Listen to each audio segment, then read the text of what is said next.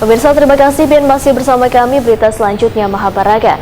DPRD Banjarmasin mengagendakan rapat paripurna terkait dengan laporan pertanggungjawaban pemerintah Kota Banjarmasin atau LKPJ Wali Kota Banjarmasin dan perubahan alat kelengkapan Dewan.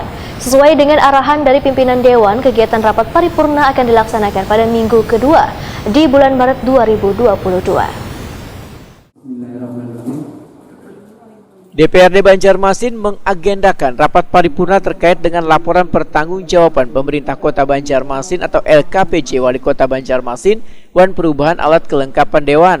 Sekretaris Dewan Banjarmasin Iwan Ristianto Wahetakuni Prima TV jelang tengah hari Kamis 10 Maret 2022 memadahkan kegiatan rapat paripurna sudah teragendakan di bulan Maret 2022 dengan bahasan LKPJ Wali Kota Banjarmasin dan perubahan alat kelengkapan Dewan. Namun tanggal pastinya masih belum ditentukan. Iwan Ristianto menyatakan sesuai dengan arahan dari pimpinan Dewan, rapat paripurna akan dilaksanakan pada minggu kedua di bulan Maret 2022. Iwan Ristianto menegaskan perubahan alat kelengkapan Dewan mulai dari ketua wan anggota komisi, badan kehormatan, badan anggaran serta badan musyawarah dilakukan sesuai dengan kesepakatan yaitu 2,5 tahun sekali.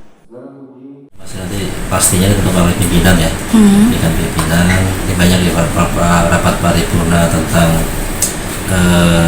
laporan pertanggungjawaban pemerintah daerah kan, LKPJ, pertanggungjawaban wali kota, kemudian karena ada paripurna tentang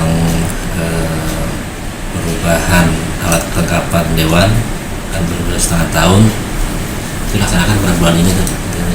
Ada tanggalnya Pak? Belum?